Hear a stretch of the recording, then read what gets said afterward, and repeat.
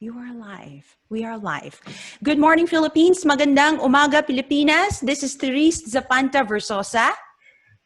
Good evening, America. This is Dr. Jude Verzosa. This is Empower Philippines. We are streaming live from Bonnie Lake, Washington. That's right. We are a nonprofit charity organization from Washington State. We are so excited to present to you today's program. It's entitled Special Education in the Time of COVID-19. This is really near and dear to our hearts, right? As most of you know, and for those of you who visited the program, our website, that is, we have a special needs child, and his name is Zach. And we thought that we would be the best educators for our kid. And so to a point where my wife, who used to work as a nurse in a big hospital, had to give up her job and get a master's in special education so that she could be the best educator for Zach. Anyway, it's so relevant. We have been excited to present this program to you for a couple of months now because in the Philippines, things are completely different. The Philippines remains to be a third world country, and yet it continues to produce the brightest minds in the world, from NASA scientists to brilliant nurses and physicians to West Point graduates. I mean, you name it, right? But the barrier to education has always been its demographics, its economics. As an example, the GDP in 2018 for the Philippines is 330 billion something. Compare that to the United States in 2018 of $20.28 trillion. Population density in the Philippines, it's about 337 people per square kilometer. Imagine that. Now that's for the entire Philippines. And for those of you who live in Metro Manila or in larger cities, you know it's probably 3 times over, right? It's probably more than that. Now you've got the demographic issues and economic issues, and combine that now with the COVID-19 pandemic, then you've got a recipe for disaster, a recipe for a halting of the educational system. Now imagine this. If you were a parent to 3 children, and you live in a studio apartment in the Philippines, and you have minimal access to manipulatives and books and unreliable access to Wi-Fi. You have 1 PC. You live in a small apartment without air conditioning. It's uncomfortable. And one of your kids is a special needs child. How do you provide education? How do you do that? Or let's say you're a teacher, and let's say that the quarantine, or you live in a city where the quarantine has been lifted. You work in a public school, and you have to commute you have to ride 3 jeepneys to get to your school to teach a class of 55 kids. You're one teacher to a class of 55 kids, and you know that maybe 4 or 5 of those kids have special needs. You don't have access to the internet. The only access to the internet you have is in the library. A small library. Sometimes you don't have it. Sometimes you don't have it. And the library is for a school of 6,000 kids. I mean, how do you become an effective educator to the kids? And I think this is what the program is all about. And this is why we're so excited to introduce to you our special guest. Yes. You want to introduce Patrick? All right. Patrick is a board certified behavioral analyst, a certified speaker, trainer, and coach with the John Maxwell Team, and a cancer survivor. Originally from the humble town of Boring, Oregon, Patrick earned his undergrad and master's in special education and behavior analysis from Gonzaga University. While spending 7 years educating students with disabilities from preschool to high school, Patrick developed a particular love for working with students with autism and behavioral challenges.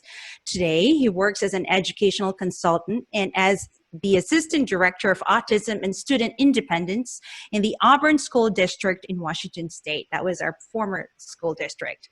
Patrick believes that in order for students to have access to a meaningful education, all whom they encounter must be provided access themselves to ongoing supports right where they are at on the front lines of education.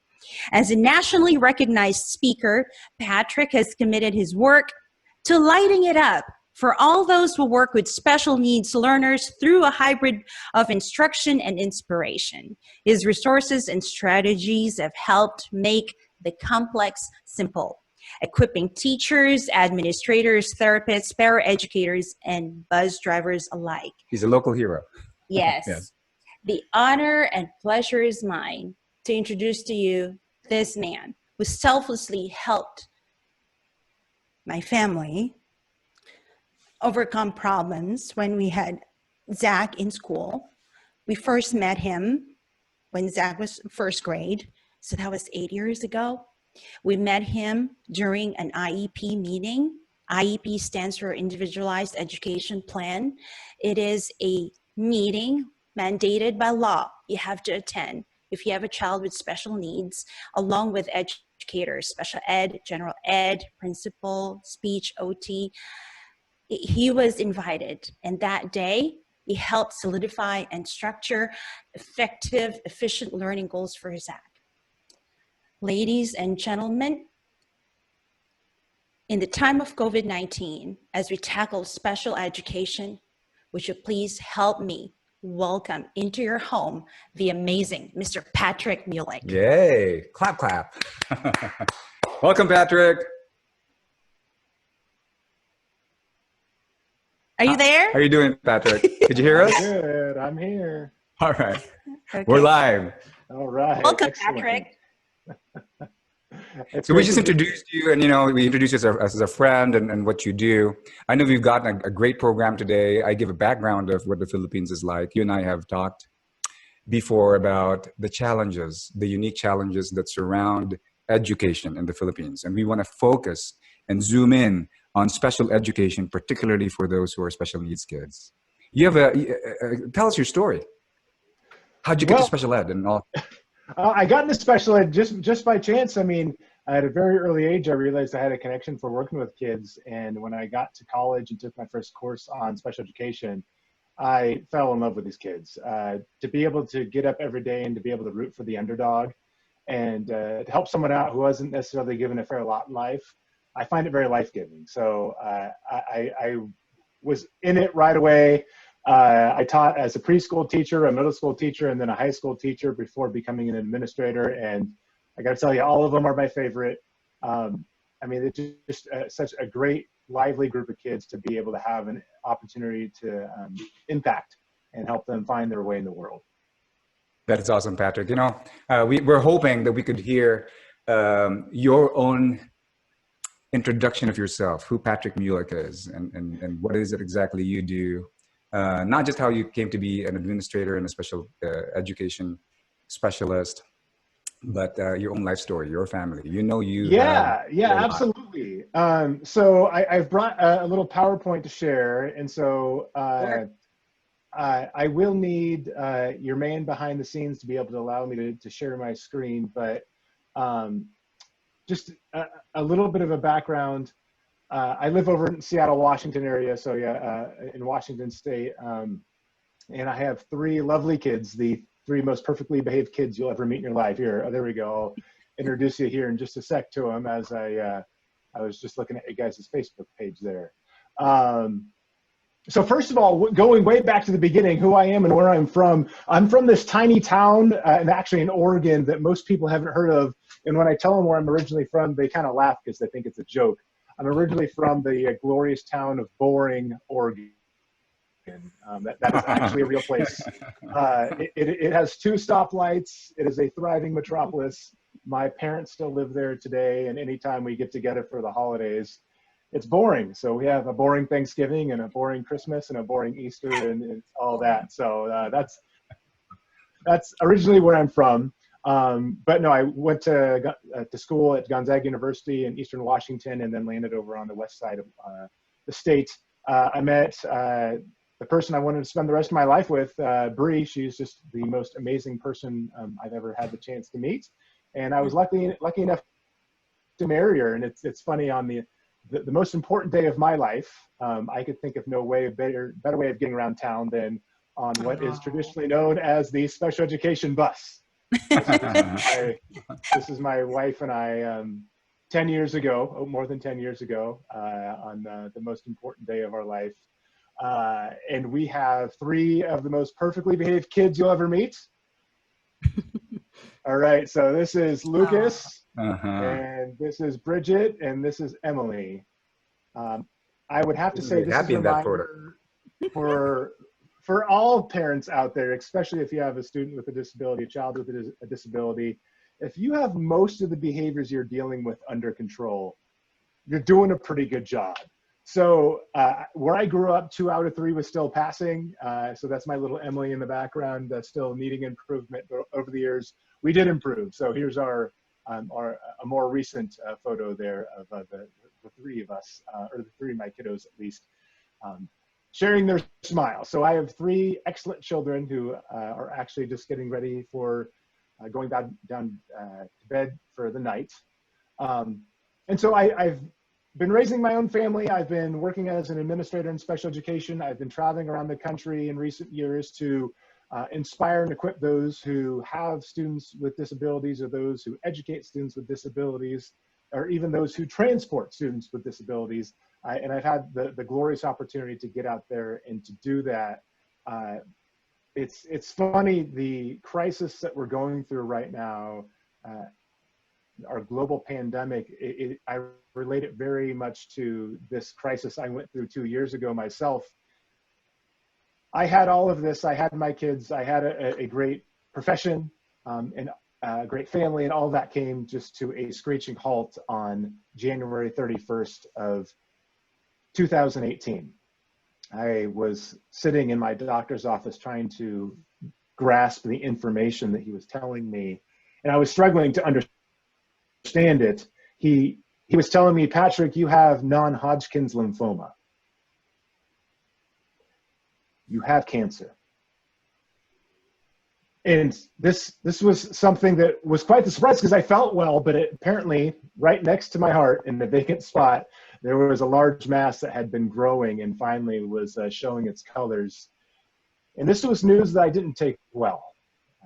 Just 6 months earlier, we had lost my nephew, Declan, to cancer. He was 2.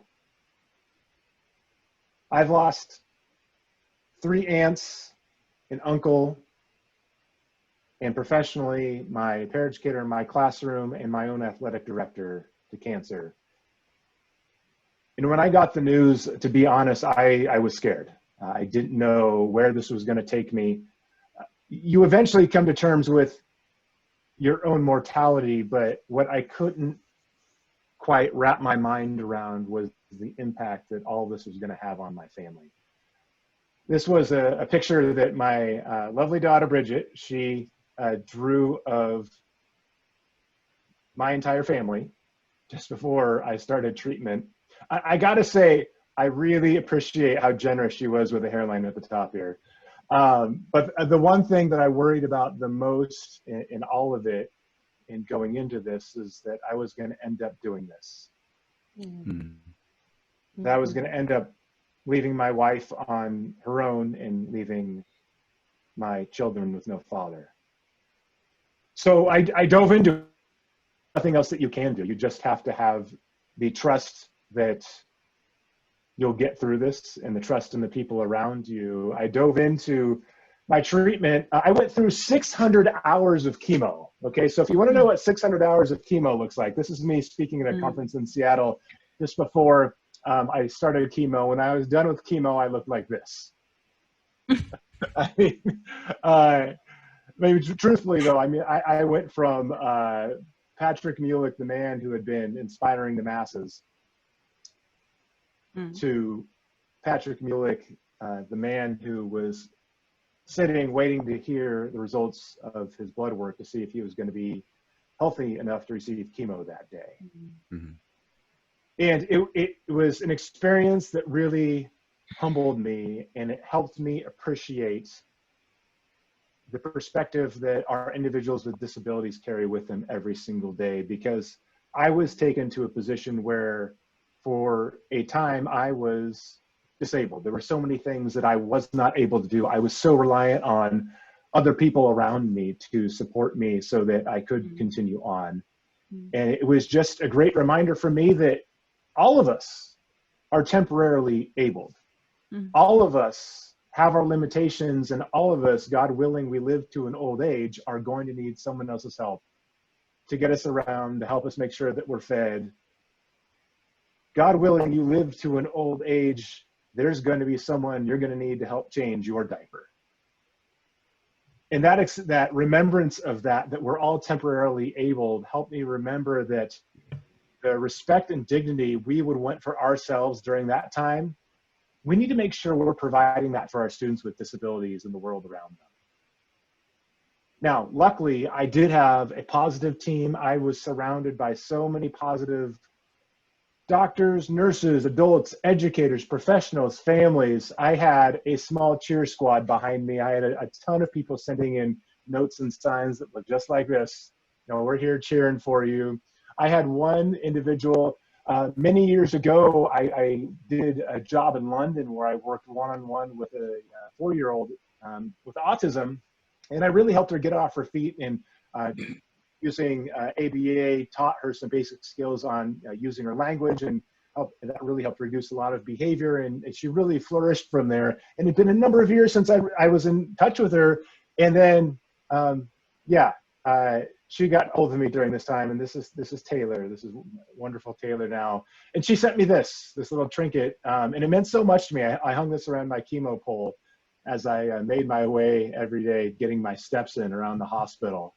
And you may remember this one right here. This guy, Zach, came to visit me even at a moment when I was not at my best. And again, helping me be reminded of the important role I have of helping support others who have disabilities, and the importance that I need to get back up on my feet and get back out there to help make a difference for others. And really it helped solidify the importance that not just I have, but educators, parents have in supporting individuals with disabilities. Our day-to-day operations, the things we do every single day can seem small, they can seem routine, they can seem very similar to what we've done the day before, the week before, the month before, the years before. But the caring effort that we put forth every day, it is life-changing for these individuals, and we can't discount the work that we do. So I got off my feet my last day of treatment, June 30th, 2018. This is me with, again, my wonderful wife. Mm-hmm. More than happy to get out of there, out of my chemo cave. Ironically, it just so happened to be June 30th, 2015. It happened to be not just the day I got out, but it was my daughter's 3rd birthday. So we made it home just in time for cake. My awesome family, because I missed so many holidays in my time off, they threw me a small party. They called it Patapalooza, and we relived every holiday that I missed out on. So Easter, St. Patrick's Day, 4th of July, all of it. And they even made me some nice shirts, right? Mm-hmm. And from there, I've had just a very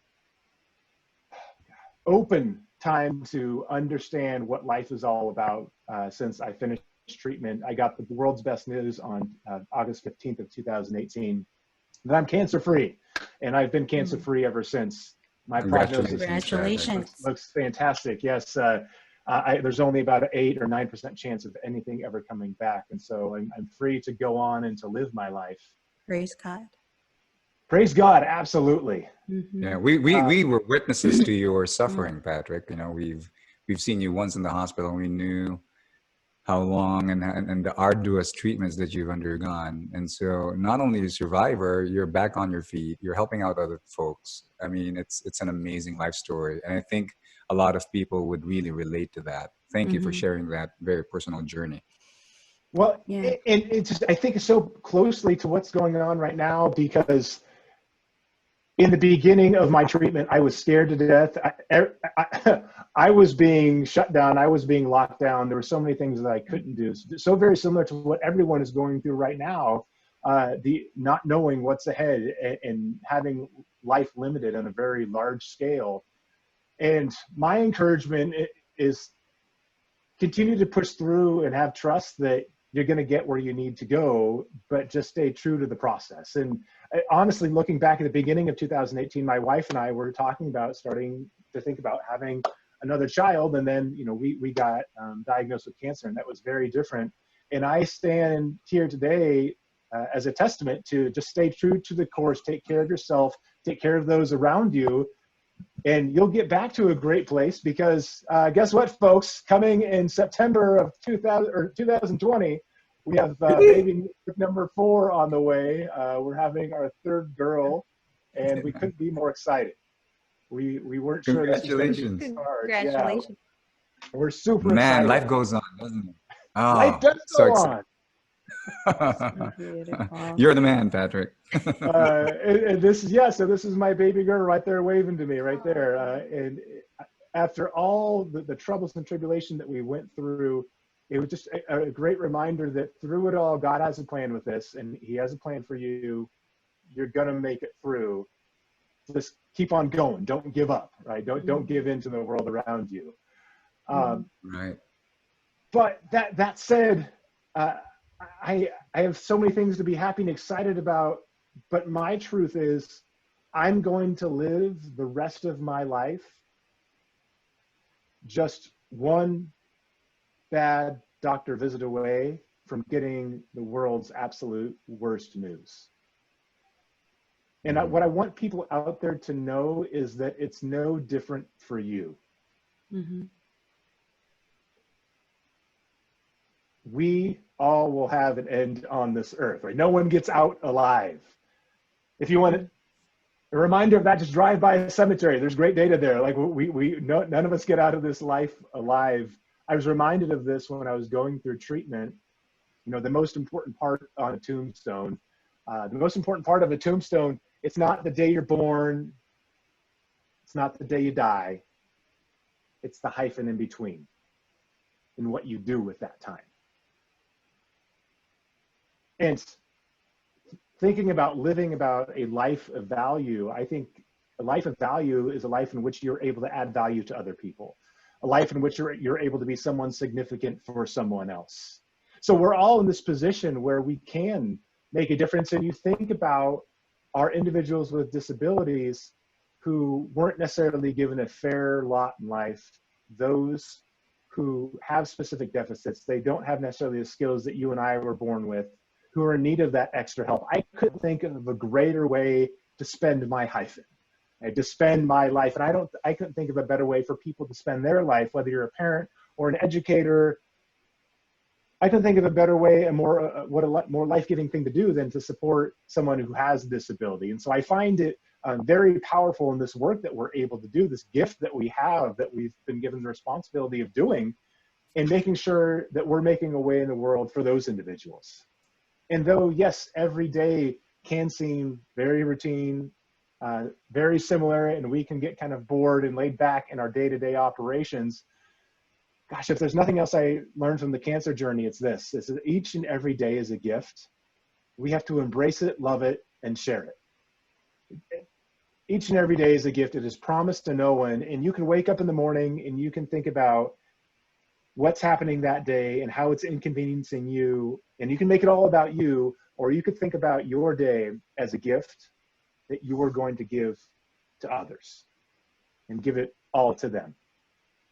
And when you do that, that brings us just such a life of enjoyment and fulfillment.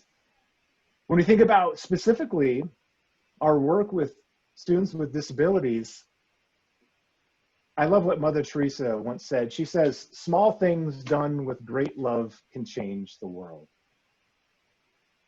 When I talk about students with disabilities, children with disabilities, I know the students I've worked with, I've known that come into my mind, and I'm sure everyone has those individuals that come into their mind. And when you're working with them, supporting them on a day-to-day basis, supporting them correctly, it really is about doing many small things correctly, making the hard choice over and over and over. It's not always the convenient choice, but making the better choice over and over and over for an individual so that they can make greater gains. In doing that, we're asked to pull out the best of ourselves, the most patient of ourselves, the best version of ourselves, to be there unconditionally for another person. And I love this quote by Mother Teresa, because I think, yes, small things done over and over and over can help change that one individual in such a unique way. But when you do it right, you also show others, you show the rest of the world what unconditional support looks like. You show the rest of the world what truly loving a child looks like. you will follow them to the ends of the earth. Doing these things for our students with disabilities, I think it helps show the rest of the world what genuine care, love, and respect looks like. And when we're able to share that example and show that example for other adults out there in the world, I think we help set the tone by which we're able to help treat each other. Beyond that, the work that we're doing with our students with disabilities, sometimes we can get caught up in the mindset of taking care of them because that's what needs to be done right now. And I can't reiterate this enough. Our success that we have with our kids, with our students, it's not going to be defined by how they perform in our presence. It's how they're able to perform in our absence. Meaning, even at a very early age, we need to really start pushing them out there, giving them the support they need, but helping them become more independent and not as reliant on someone else telling them exactly what to do every moment of the day. And that's fine. There's a difference between coaching and supporting someone on how to do something on their own, and then there's just doing things for our individuals with autism. And we're called to bring the best out of those individuals that we support, those that we're raising, those that we're teaching. And if we're going to bring the best out of them, we really need to help out bring the own individuality of each person and help them learn how to do as much as possible on their own. The greater gains they're able to make in being more independent, the more confident and successful they're going to feel in life. And now I know every individual with a disability is going to be different, so this trajectory is going to look different. Some of our individuals with disabilities, they're going to need someone with them their entire life, maybe because of some health concerns or someone who's significantly impacted. But even for that population, we could still be asking ourselves, how are they the ones initiating a wave, initiating a conversation, initiating a request? How can we give them control of their life to the greatest degree possible? Because ultimately, when they end up feeling that success of doing as much as possible on their own, we're allowing their true self to come out, and it's not something we're always having to be in control of. Doing that good work, it takes day-to-day commitment, and we're in this interesting time of COVID-19 of trying to figure out how to navigate supporting individuals with disabilities. And so there's a few hallmarks I want to make sure I touch on that I would want to make sure, whether we're talking about a student going into some sort of school or a student stuck at home right now and they can't go out and do many of the things that they're used to doing because of COVID-19.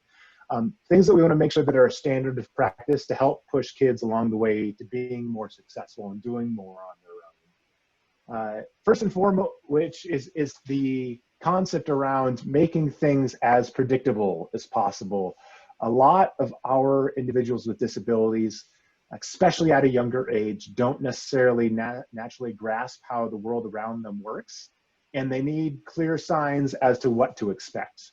If they don't know what to expect with what's coming up, the world around them can be a very frightening place. And even right now in the world of COVID-19, just walking out into a world where most people are wearing masks, that in of itself can be very confusing and intimidating. It's important to communicate that to them on a level that is reasonable with them, why the world is looking different, why the world operates as it does, and really helping an individual develop an understanding of the world around them, and then the routines that they can engage in when they go out into the world and experience the world. So I have this saying, if it is routine, then it is predictable. If it is predictable, then it is reliable. If it is reliable, then it can be trusted. If it can be trusted, then it is safe. If it feels safe, then your student with autism will have a much easier time. That sense of safety and security for an individual with a disability, it means so much. And what we have to realize is that what you and I might look at as feeling safe, whether walking to a grocery store or walking by a loud vehicle, or just the simple idea of everyone has their face covered up with a mask, you and I might very quickly understand, well, it's okay, everything's still going to be safe. an individual with a disability may not fully understand that things are safe because they still see the world as something that's quite unpredictable. So I really think about when we consider building up the skill set of our individuals with disabilities, it's about building up the number of routines and the level of familiarity in the world around them. I mean, you and I have routines that we do every single day. We have the waking up with the alarm routine, or the brushing your teeth routine, or going to the market routine, or making dinner routine. And we all have these routines that we develop naturally in our minds. And once we have it down, once we have the recipe, we're good, and we can do it over and over and over, and we feel successful at it. It's almost as if our individuals with disabilities, we need to give them a lot of time in learning the routine, learning the recipe of many events in life. And when some of those events change, of what that looks like, of how we get from A to B, we need to give them the pre-advice, the warning that things have changed, so that when they're confronted with it, it was something that was expected. The world can feel very unsafe if it comes across as unexpected for an individual with a disability, and from that, sometimes we can end up having behavior challenges.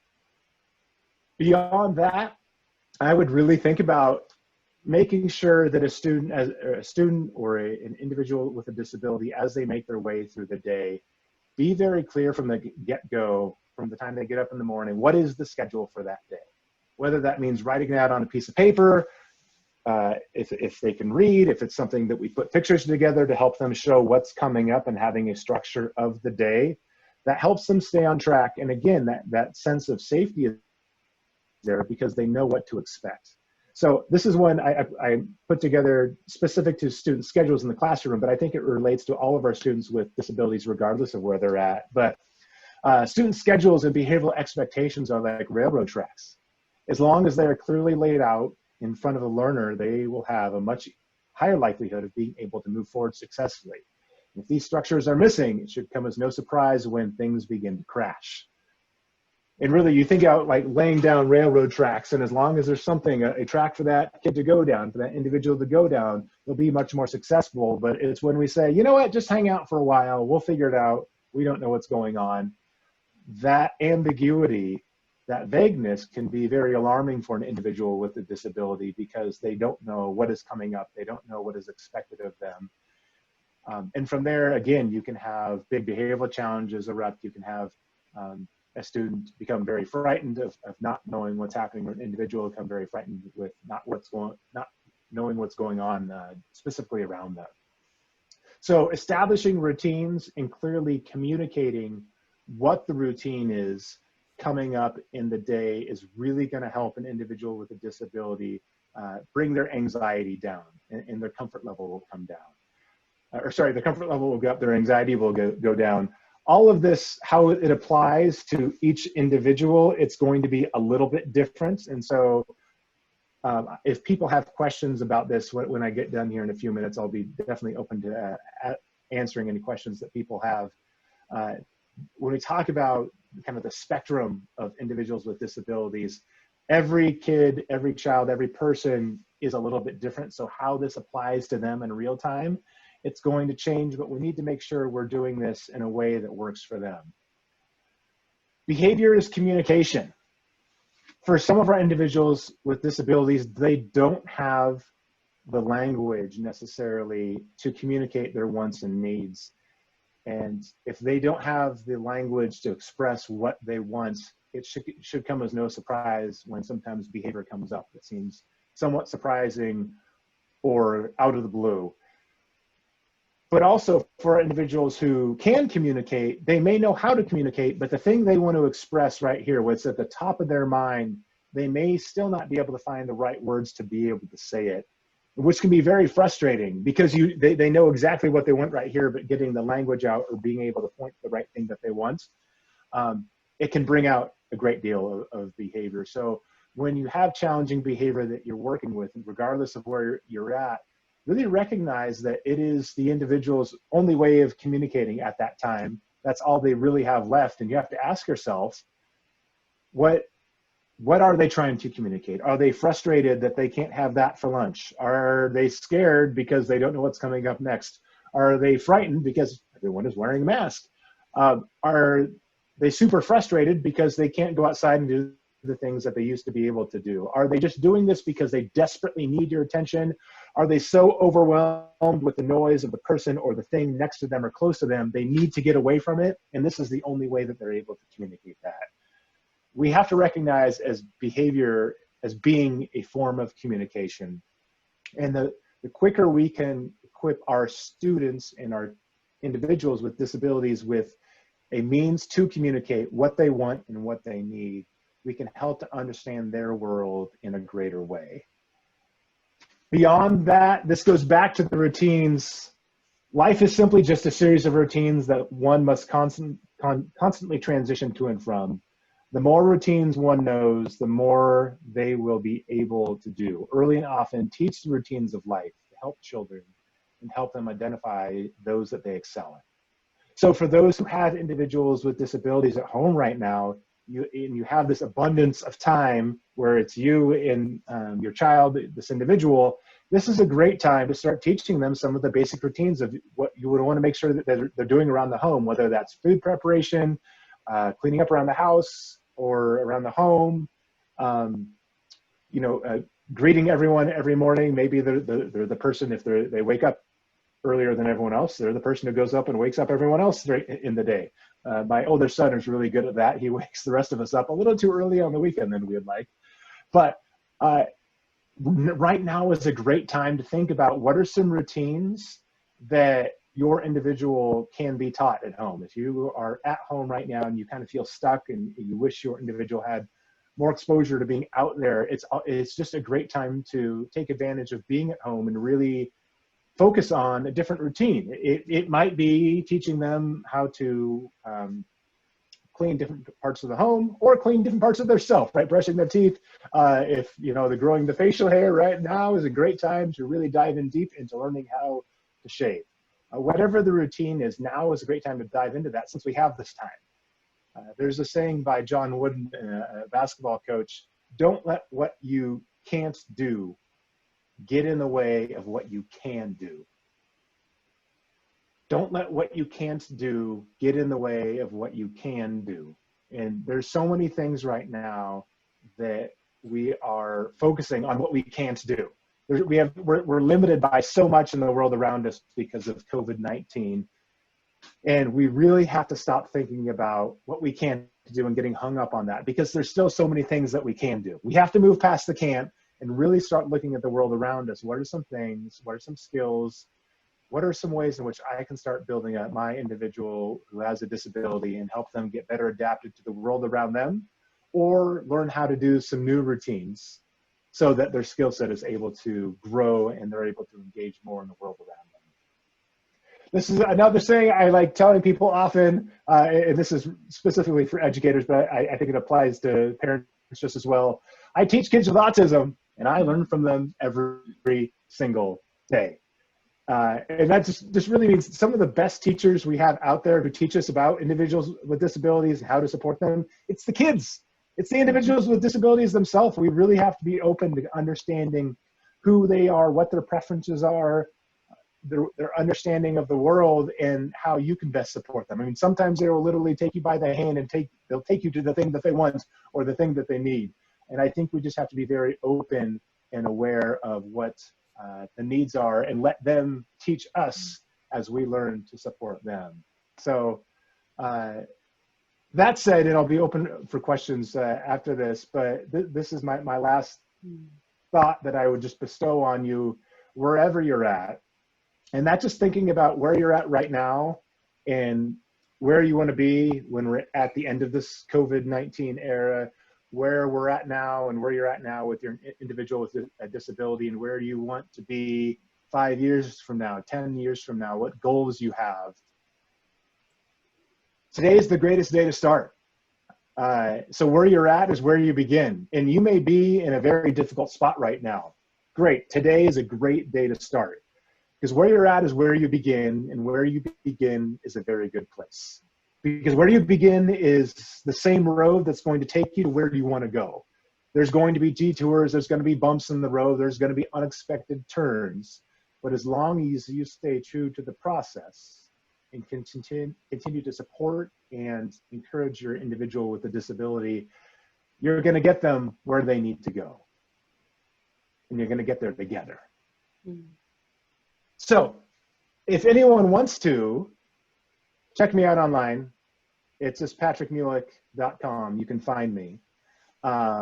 That's my website. It's just my name. I know it's not fancy or creative, but I'm going to stop sharing so I can see my friends. There we go.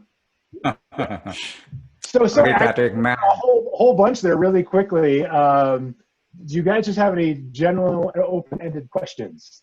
Let's ask Skylar. Skylar, do you see any questions that are raised by our audience? Well, as he's typing that, I just want to dissect what you said. There's so much content in that, Patrick, and I know what we want to do is equip the teachers out there and the parents who want to be educators. And really, it all starts with the first step into the journey, right? It's understanding where you're coming from, because every situation is unique. Your resources are unique, your motivations are unique, your living situation is unique, and you've got to start from somewhere. I think it's recognizing that and then going forward and moving forward. There's lots of information to be had out on the internet, is where you begin. So you begin not based on what your neighbor is doing or what Mrs. Smith is doing across the county. It's where you're at. And I think that's a very important thing to start with. Okay. You want to? I have a question. So Yes. while we're waiting for, I don't want to look into the Facebook page right now. I'll have Skylar do it, but I have a question on behalf of the Filipino people. Let's say I'm a Filipino mom. I'm a single parent.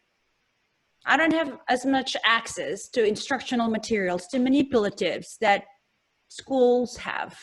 I don't have access to speech therapy or occupational therapy because it's so expensive. I would rather spend it to buy food. How do I begin? What do I do? The little things that in my home, in my house, in my kitchen, what can I do so that I can teach my son to communicate with me, whether it's a verbal or a nonverbal student? Right. So if nothing else, in your home, label where things are and let them know where things are. You walk into your kitchen, into your home, in your mind, you know where everything is. You know how to get everything you want. And your child with a disability may not know where everything is.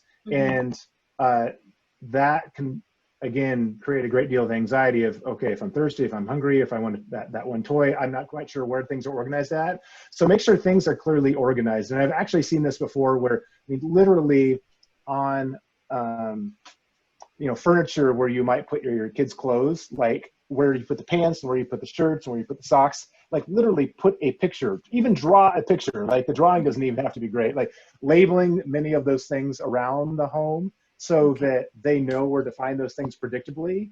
And then beyond that, if it's a communication challenge that we're looking at, anytime the individual with a disability has, it looks like something that they're requesting or something that they're asking for, be right there with them and help them to find that spot. It oftentimes starts off by pointing to what they want, and that's great. But validate anytime they feel like they need to access something and help them find that thing. Beyond that, though, then start getting different items around the house that they might want to request, they might want to access, right? And just hold them up two at a time, right? So here's a cup, here's a plate, point to the plate, right? And do that over and over and just help them get familiar with what the names of certain items are around the home so that they can start to build up some of the language skills. So I would make the environment as clear as possible for them to be able to understand, try to validate any communication that they begin to express, and then practice some of the labeling of items so that they're aware of the world around them. Thank you, Patrick. So we got a couple of questions here. So what I'll do is I'll ask the question, and I'll probably direct it to you and to Therese, my wife, who's also into special ed, because there are insights that you have of the Philippines that might help. Is that okay? Sure. Yeah, so we have a question from Sienna Del Rosario, and she asks, children with special needs need to establish routines? How about older people, especially those suffering with early onset dementia? And I'll tie that in with another person's question, can't read the name, but it says, how can we establish routines when the parents are not establishing routines at home? I think she might be a teacher.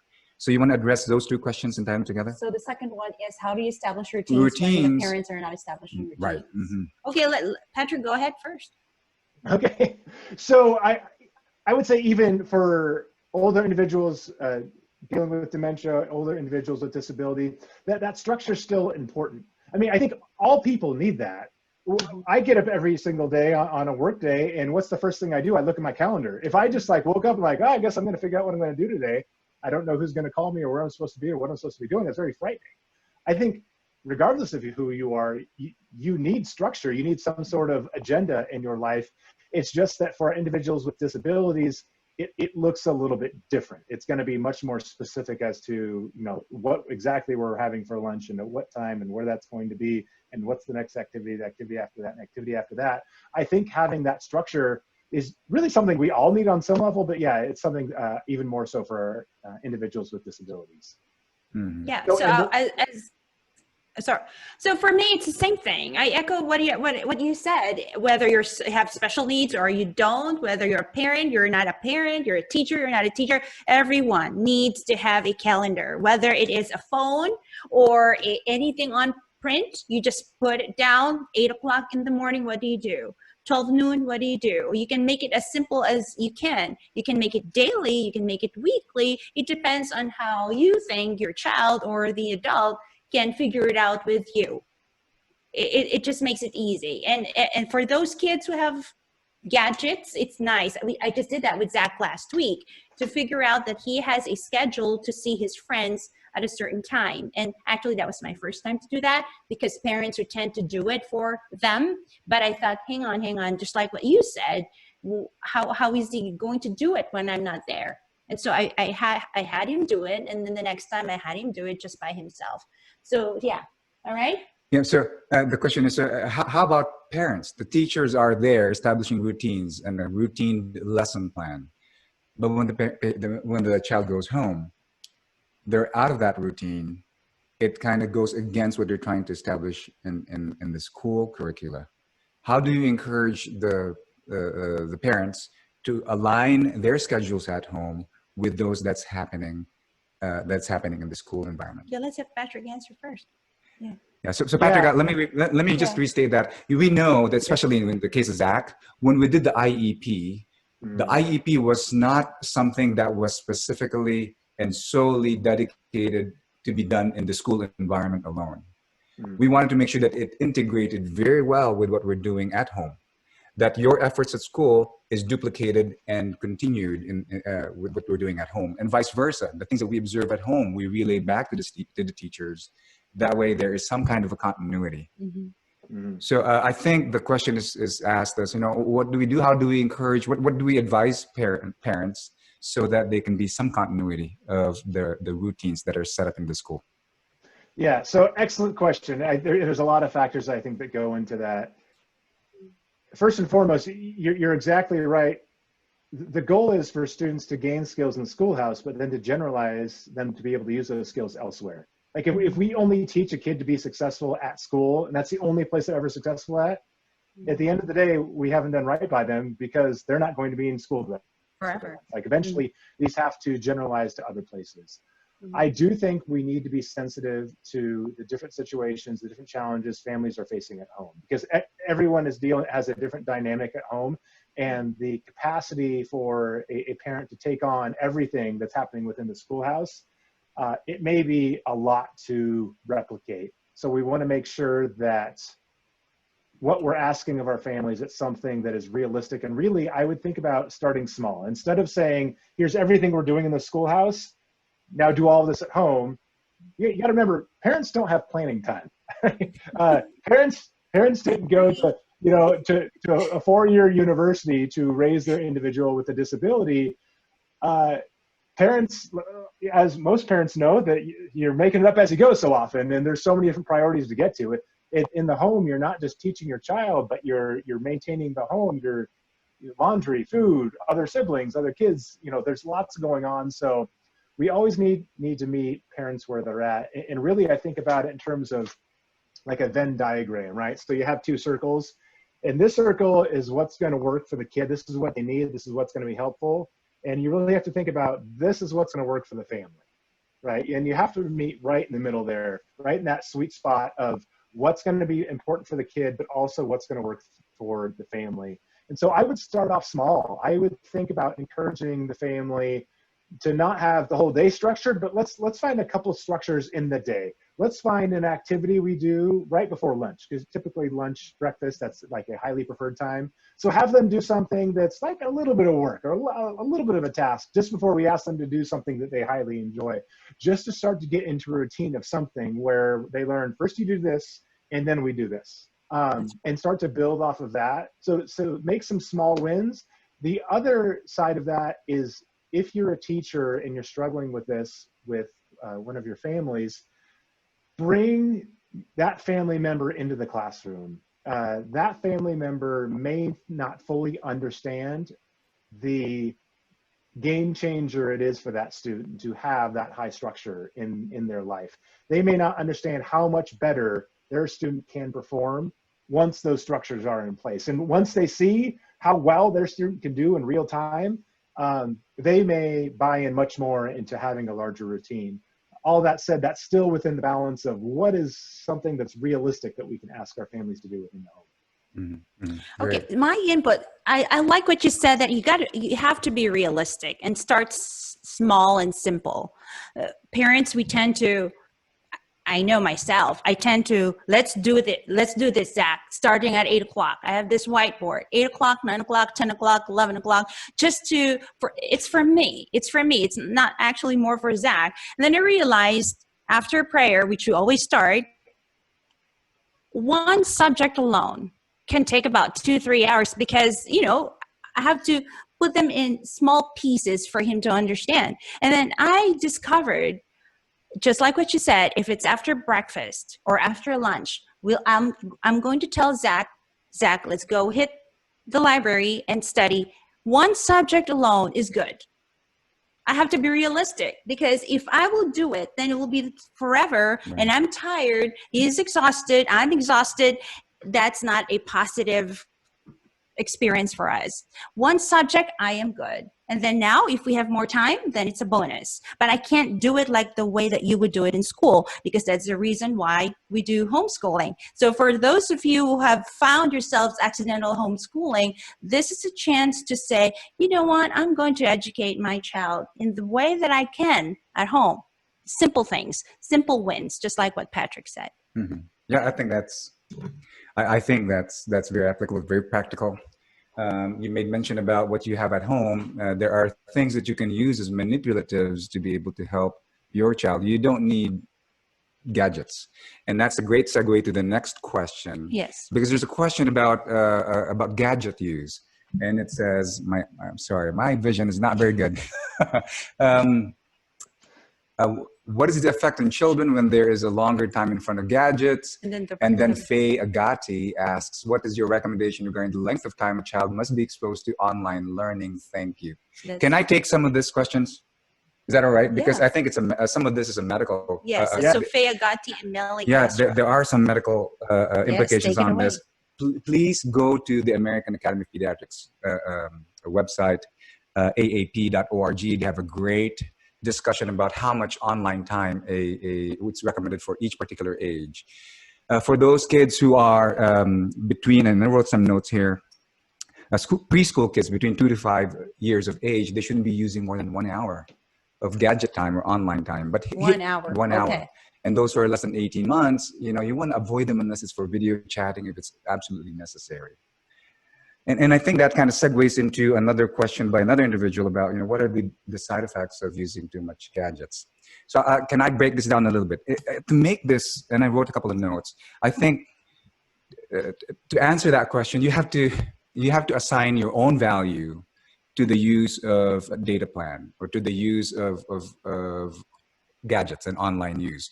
It's based off of how much values you want to achieve out of the use. What are your family's routines and schedules? You want to schedule that around that. And just like any activity, you want to set limits and encourage the student to do other things, including playtime.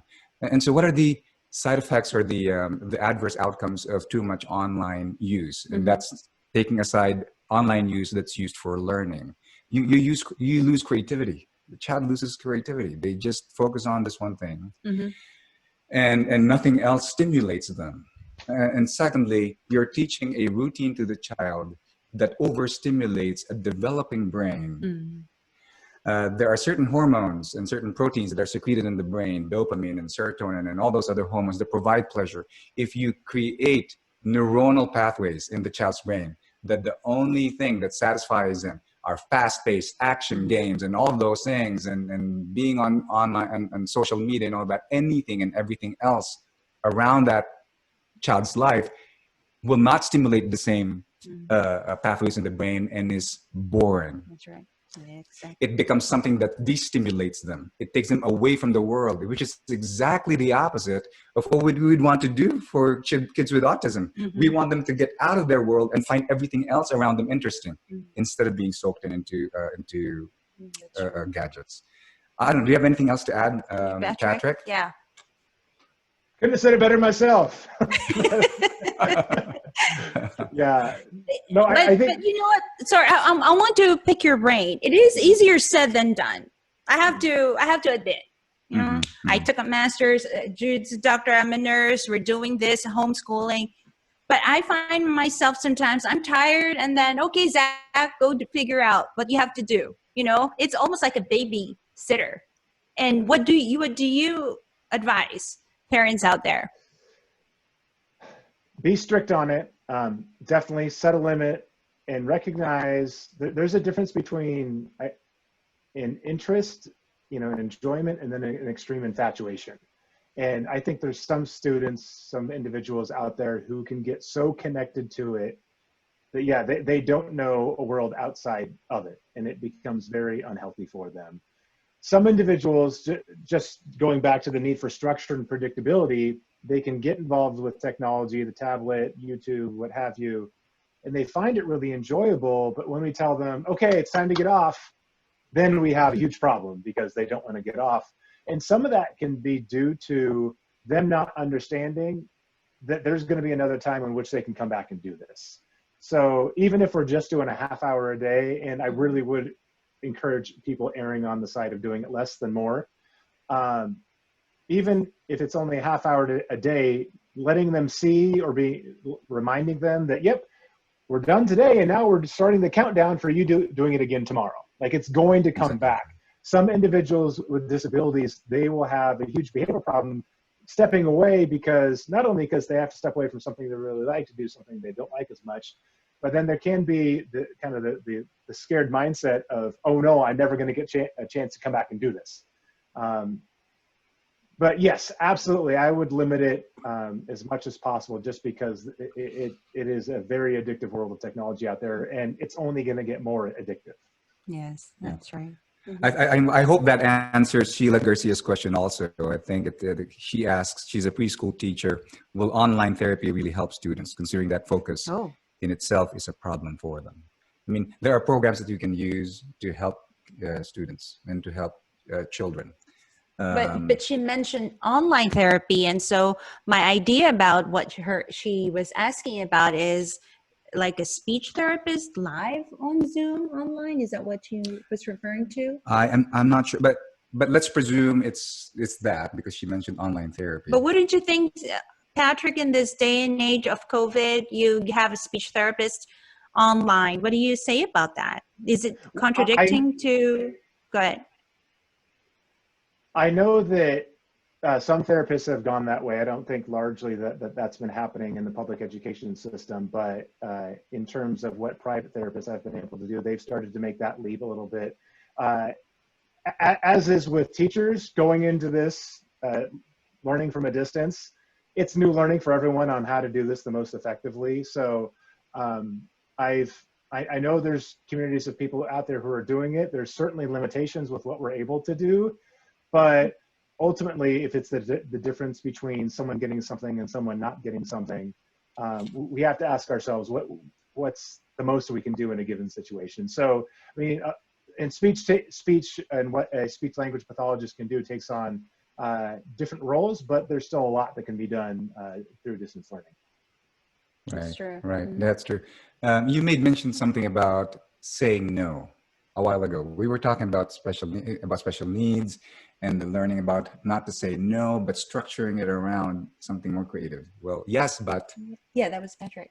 oh, We was were, it? yeah, we were watching your video, Patrick. Oh, one of my You older wanna- videos, yes. Yeah. Back when Lucas was like 4, I think. Oh gosh, yeah. Yes, Lucas is okay. Would you please share with us? Is it okay, or are we? Tell us your time. Oh no, we're doing okay. Yeah, we're Okay. doing Okay, good. All right. Okay. Would you like to share with us that video about how to? Well, so basically, I'll give you the concept of it. It just, some individuals with disabilities, they have a hard time hearing no. If like, can I have this to eat, or can I get on the computer? And we say no. And our expectation is that they hear no and they go, okay, and they walk away. And some individuals haven't been equipped with the skill set yet of knowing how to accept the word no. And so much like I mentioned with a schedule around technology saying, okay, our time's up and now we're going to do something else, but you're going to get that again later. If someone asks for a cookie, a treat, food, the technology, and they don't know how to say or listen to no, they don't know how to hear no. And every time we tell them no, they have a huge blow up. We have to think about it as a skill that we're going to teach. So instead of just telling them no, we're going to say, yes, you can have that. Yes, you can have that treat after we do A, B, and C. And then we're going to get to it. Yes, that's going to happen. Love it. In the beginning, like you want to make what A, B, and C is very quick. It might be, yes, you can have that treat after you pick up your coat and put your shoes away and give me a high five. All right, nice job. Now you're going to get it. And then over time, you would want to end up building up that amount of time between saying yes and then actually getting it. And then after they've built up that skill set, you can eventually build in the no. It'd be like, no, you can't have it now, but yes, you can have it down the road. And eventually you could build up to saying, no, not this time, but there will be another time. Mm-hmm. Right.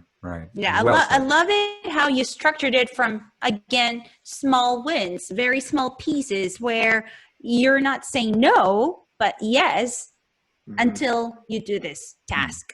And short term, it's realistic. It has to be realistic, has to be time bound so that it is a positive experience. And then as the child progresses cognitively, being able to adapt to that, just like what you said, then you could say the word no, but we could do this at a certain time. Yeah. I like that one. That's great. Yes, I think it teaches them to be flexible. It's a setup for them to be flexible. right. And being very creative too. It is. Yeah. Yes. Well, there's another question here by Delcindy. I'm not going to pronounce this right. Nick DJ Mercado. That's a really fun name. My son is on the spectrum. His development and progress have been facilitated with assistive devices. He is in an inclusive school, and they're shifting to an online platform. His classes will now be online. Your thoughts on this? So maybe she means completely online, or maybe a majority online school platform. Okay. What do you? Well, okay. Is that something we do now? So assistive technology can mean many things.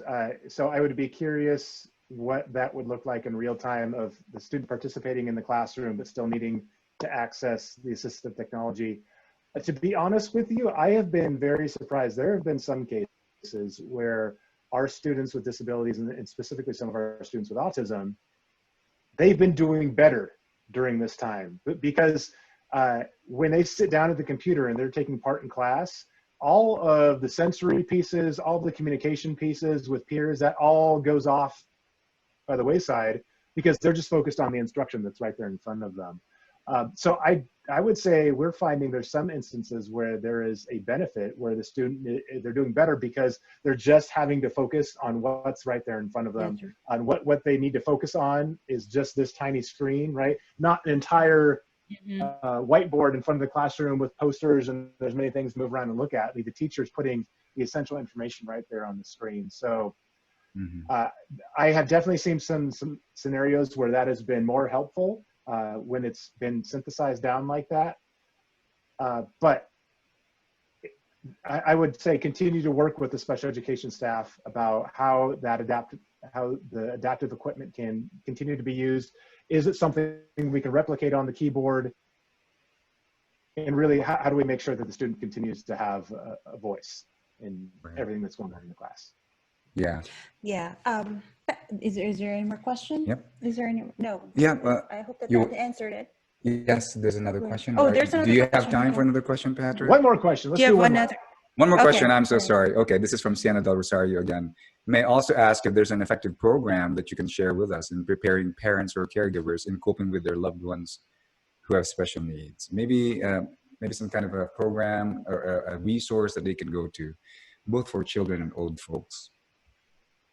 Yes, so there is, and I'm sure there's a ton out there. One of my favorite go-tos, and it's local to me, just helping out other people figure out how to support an individual with a disability, and specifically autism. The Seattle Children's Autism Center.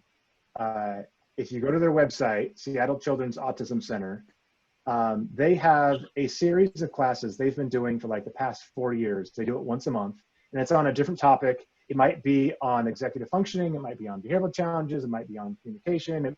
It's on every topic related to autism that you could possibly think of, individuals with autism when they're older. And they bring top professionals from around the area to come in, and they speak for an hour and a half on a given topic. And they've created just a backlog of a whole bunch of YouTube videos of all the talks from all those professionals. And so if you just Google Seattle Autism Center 200 series, it'll be the first thing that comes up, and you'll see they got to have like 60 or 70 episodes of just different talks by different professionals related to different talks in the world of autism. What a great resource. Oh, Seattle Autism Center 200 series. So Correct. they go to Seattle Autism Center 200 series. Yep. These are for free videos? For free, too? yeah. They're Okay. all on awesome. YouTube. Yep. Okay, all right. Well, what a great question. What a great way to answer that.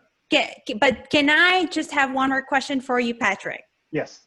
Okay, so you have a child with autism. He is screaming in the public, and you don't quite know what to say to other people. Do you tell them ahead of time, hey, I have a child with autism, can you please just bear with us? Or just not say anything? What do you do? What should we do if we are in that situation where we don't quite know whether it will embarrass us or not? What would you normally tell the parents how to empower themselves at that time? So if they're going into an environment where they know people, they could tell people in advance, hey, I have a child with autism. If it's a family gathering or a social gathering, people are getting together. That's one thing you can tell them in advance. Hey, this is what we're working through. He might end up screaming. It's totally okay. This is how we react, and this is what we need of you if this comes up. Please be supportive.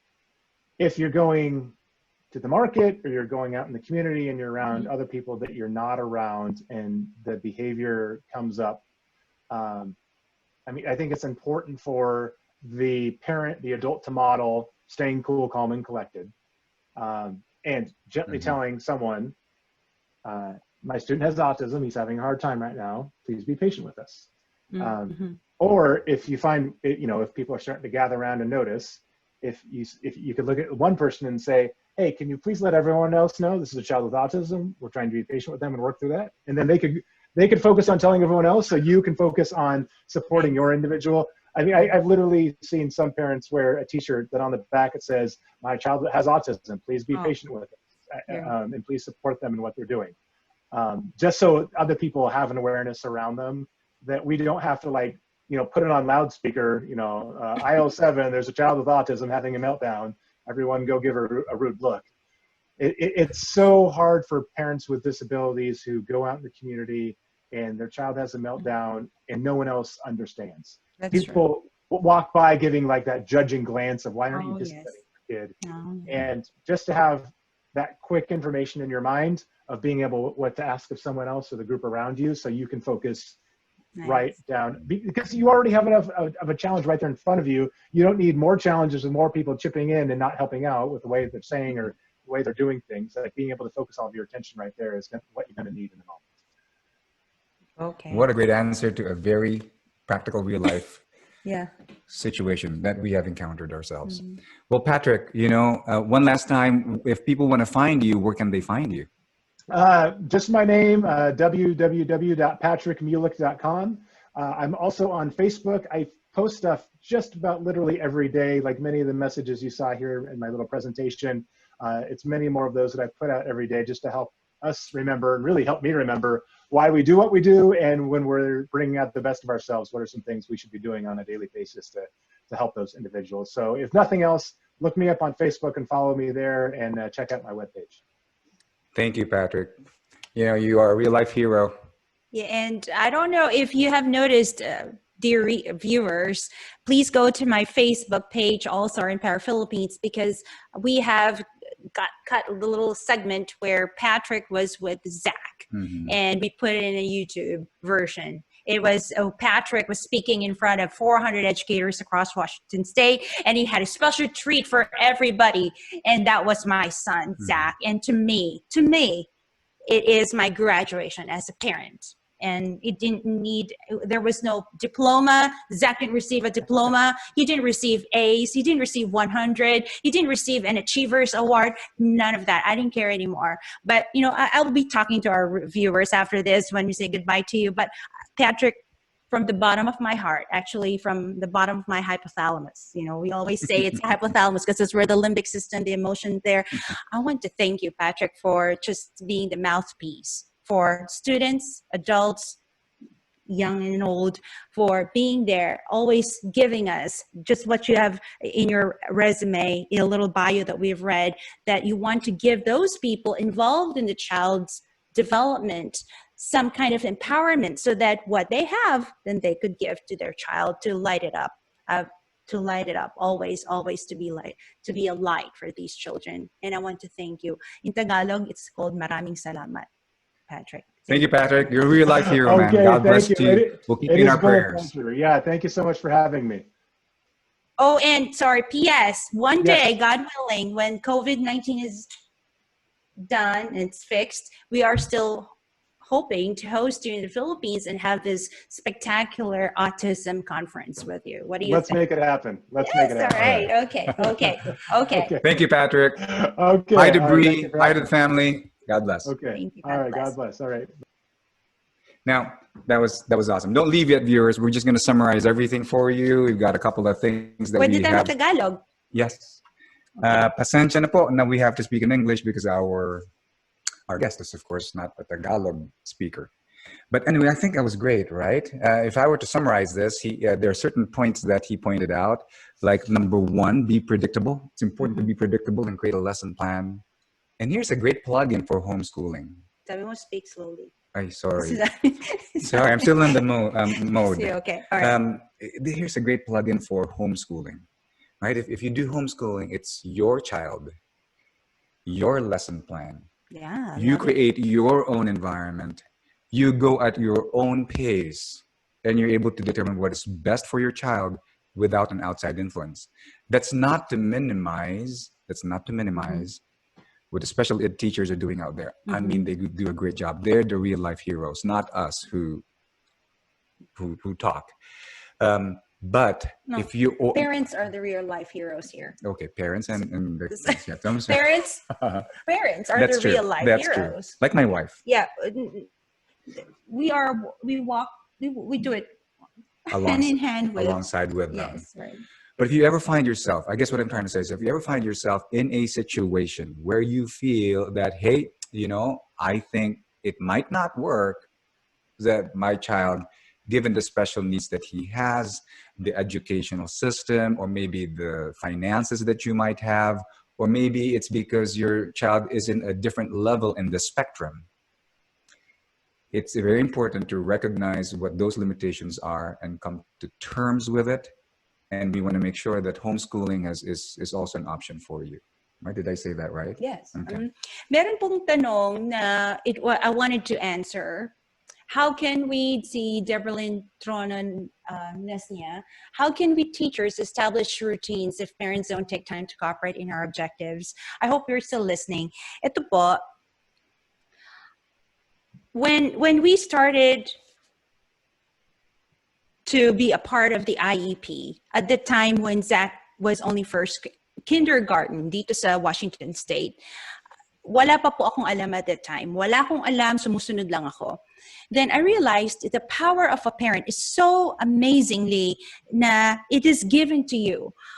What I have seen is that if you empower yourself as a parent, the teachers around you will actually listen to you, because in reality, you, the parent, know your child the best, not the teacher.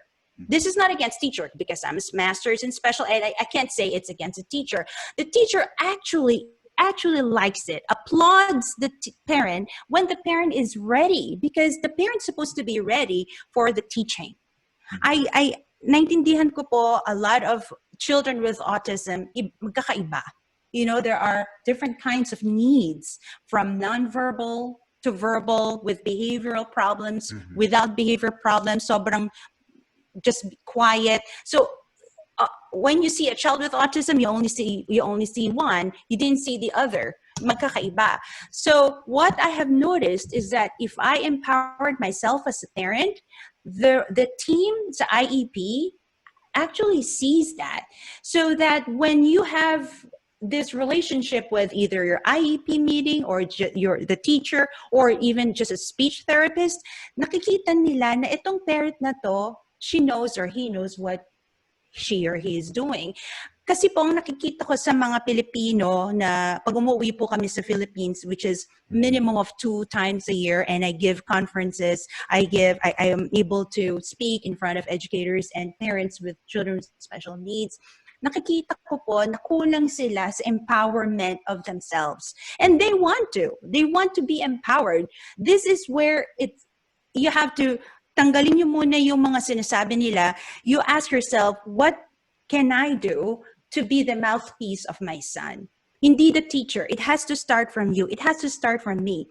When I realize na ganun dapat, it has to come from me, the power of the parent within me, it just makes me think better. And then when I talk and give out my ideas to the teacher, they say, oh, yeah, that's good. Instead of the other way around, the teacher telling the parent what to do should be the parent asking the teacher, hey, teacher, this is what Zachary is doing. I would like to team up with you. Could you help us establish goals? Hindi lang po tayo tagasunod, because mahihirapan din ang teacher. Ang hirap-hirap sa teacher when you are being tasked as a teacher to help a child with disability in the classroom. So umuwi siya sa bahay, and then the parents not doing anything. I'm not saying you're not doing anything, but you have to be empowered you have to be empowered to do it. You play a key role in here. Anak niyo yon. You can't, lagi ko sinasabi, we can't allow a miracle to happen kung ang therapy niya is 45 minutes to 1 hour in 1 week. And then we expect miracles or expect some improvements. It won't work. And I call it dead time. Dead time is, pag tapos na yung therapy, what happens? You drive your child home, or uwi ka, jeep or what, and then what do? Now that's where accidental homeschooling actually works. You know, this home education, kung talaga pong you will really believe in yourself, you can actually do it. Kasi kilala nyo ang anak ninyo.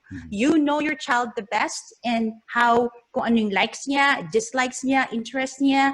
You can see the warning signal pag galit na siya. You know. No other teacher can know that. And that is why, to me, the importance of home education is just so integral. You know, I like what you said about team. You know, parents po should be part of the educational team. There's a big difference between just advocating for your child and delegating the whole entire education of your own child to the teachers versus being a part of the team. Whereas you can do things at home that align very well with what is going on in the school. I think that's what we're trying to advocate for here. And when my wife speaks of home education, it's what you as parents do to your own children that eventually become more impactful or even as impactful as what can happen in the school. Right. Yeah. Do you have any questions, Paul, while we're doing this? We're about to conclude our coffee conversations. Do you have any more questions? Faye Agati says, I hope you will also have a webinar on empowering Filipino parents with special needs children. Mm-hmm. And Althea Lai, you've read my mind, Faye Agati, she says. Well, I'll tell you what. The discussion on special education as it pertains to parents of those children with special needs is an entire seminar. And I think we should do that, right? My wife is not just has a master's in special education, but she is a parent herself who has gone through the entire journey with Zach, and that journey is still ongoing. And I think she would be a great resource. We could probably open up maybe next week to talk about things about special needs and empowering kids. Home education, homeschooling. Yeah, homeschooling. Tune into us. Like, say, for example, the question on gadgets. I mean, we could spend an hour just talking about the utility or the lack of the utility of gadgets or the barriers imposed by gadgets on the learning of a special needs child. So malaki po eh. And I see that there's a clamor. There are so many questions that I could see, and some of them are sending us even personal or private messages. Why don't we gather together? You could do this. You could tell your folks, the people you know who might be interested, maybe the same time next week, to talk about something about the unanswered questions. May I just plug in one last thing? Gadgets. Remember po, gadget time does not mean alone time. I'll repeat that. Gadget time does not mean alone time. It is not when we shouldn't be giving a gadget to our child so that the child can be alone or so that you can be alone. Instead, if we want to really make good use of a gadget or some program or some game in a child with special needs, be a part of it. As a parent, you need to be a part of it. Sit down with your child. Enjoy the show together. Maybe your child is watching a particular segment of Blue's Clues over and over and over and over again. Be a part of that. Be a part of that. It doesn't have to be alone time. That's just some clarification about gadget use. Okay. Yeah. At saka po, from parent to parent, ano po, just like what Patrick said, where you are is a good place to start. Nagkamali ka today, you didn't get to teach your child because you were tired or you were having problems in the family. It's okay. It's okay po. You know, if there is any time that we as parents of children with autism or with special needs that we can be kind to ourselves, is this time. There's no other time to say to yourself, you know what, I am doing the best I can. I can tell you po, Zach was diagnosed at the age of 3. He's now 16. If I will regret all the years that I didn't do what I was supposed to do, then that doesn't help me, does it? You know, you have to move forward one step at a time. That's why it's called one step at a time. It's not one leap at a time. It's one step at a time. If one step at a time involves or it includes 1 minute at a time, do it. So kayo po, kung nag-iisip kayo na, what can I do now with online learning? Or I don't have speech therapy for my son. Guess what? That's good news. Because again, the power of the parent, you cannot underestimate the power of a parent, because you have been tasked by the Lord, by faith, whatever you call it. If basta ano pong faith, whatever you have the best role in the life of your child. No other person around you can beat that. So second, I would like to recap what we have learned from Patrick. The moment I asked him questions after the power presentation, label and identify items. I-label niyo po at identify mga items for the nonverbal students sa bahay natin. So kung saan yung mga toys, kung saan yung pagkain, kung saan yung jeans, kung saan yung shoes, i-label natin. Number 2, make the environment as friendly. I think that has to go with number 1. Make the environment as friendly as possible para yung bata alam niya kung saan yung mga gamit. And then, when for example, he was talking about whether it is blue ball pen or black ball pen, and then you have to teach your child to say yes or no, then I could move on, but we don't want to take your time. But the ability for the child to answer a yes or no, that would be coming from you. Kung ang bata pa hindi nonverbal. And then what was the third one? The third one is when I asked him, what can we do if you are in a community, whether it's a private function or a party, or you are in a community na sa simbahan, delegate. I like that word. Delegate is when you use the resources around you. When you use that neighbor or yung katabi ninyo na, alam niyo po, may anak po akong may autism, baka po sumigaw siya. Pwede pong pakisabi sa kabila kung makita nila na malikot ang anak ko, na hindi po siya masamang bata, meron lang po siyang autism. I think when you empower your neighbor, yung katabi ninyo, to say that, then this 50%, you're halfway there, because now, just like what Patrick said, now you can focus with your child, not focusing on what other people are saying, because you've already empowered the people around you. I think that's the third one. And then, so that's delegating your neighbors and the people around you. And then the fourth is stay cool, calm, and collected. Cool, kalmado, at collected. I like that. And I think, you know why it's important? It's important to get your family and your children who have special needs out in the community every now and then. And we cannot be limited by being afraid of how our children will act in a public setting. And you know what else? We know why that's important? Because yung may mga kapamilya din po tayo. You have family members who are probably yearning to go out and socialize but can't do so. Your mere presence in the community is a means of allowing people or the public to be aware of autism. Hindi po ba? So that's why my wife is also advocating for that. Be a part of the community. Don't be afraid to go out. Don't be afraid to announce that your child has special needs, and let the community be aware of it. If they can't adjust to it, that's their own issue. It's not yours. Yeah? Yeah, our goal ultimately one day, maybe not this year, not next year, not in 10 years, but our goal is that one day when our children are out there, it's an inclusive world. You know, everyone is talking about the color of your skin nowadays. I would like to believe that we have a world out there for our children, just ready to say, hey, you know, Zach, you have autism? We don't care. We don't mind. We'll include you. Yeah. And that's what matters. We can move, we can talk about next episode, at least my husband and I were planning on doing that next week, just about that special education, just about our family. I lost my train of thought. I was going to tell you something. But I think that's important, because there are tons of questions, and some of them are texted, some of them are messaged privately, some of them are on the website.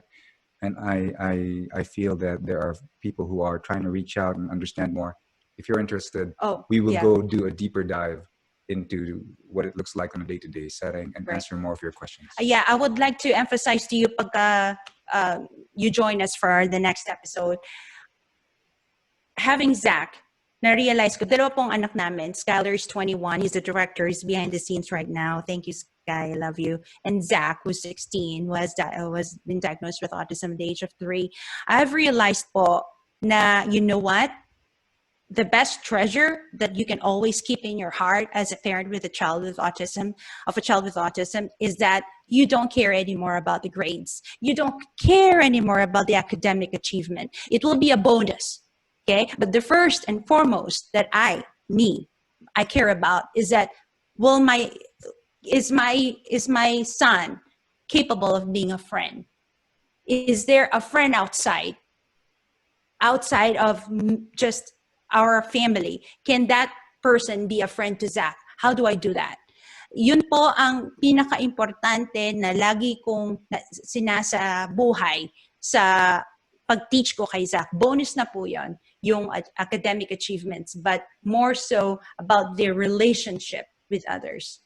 Yeah? So, closing remarks. Okay, you want to do it? Well, We want to thank you.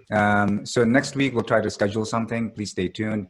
If you're still with us, just go to our Facebook page and like it or follow us, and then set notifications for live stream, and we can be there for you. July 11th is Steve Ray. So we're just announcing that we have this incredible witness to the faith, and Steve Ray, and he will be That's a a part total, of sorry, it's a total, it's a shifting from special education. It's now about the faith. It's about the faith on July 11th. But we'll try to schedule something next week. So maraming salamat po, Pilipinas. Thank you very much for joining us. And for those of our friends who are in the United States, thank you. Thanks for being with us for an hour and a half. Okay, and Father's Day is coming up. I would like to greet all of the fathers out there, whether you you're a father of a child with neurotypical development, or you're a child with special needs, or if you're not a biologic father, but you're a father to someone, I would like to greet you. Happy Father's Day. You make this world a stronger kind of world for children and everyone who need you. So happy Father's Day, and maraming salamat po for tuning in. This is Teresa Panta Versosa. This is Dr. Jude Verzosa, and we are Empower Philippines. God bless you po. God bless you po. Salamat.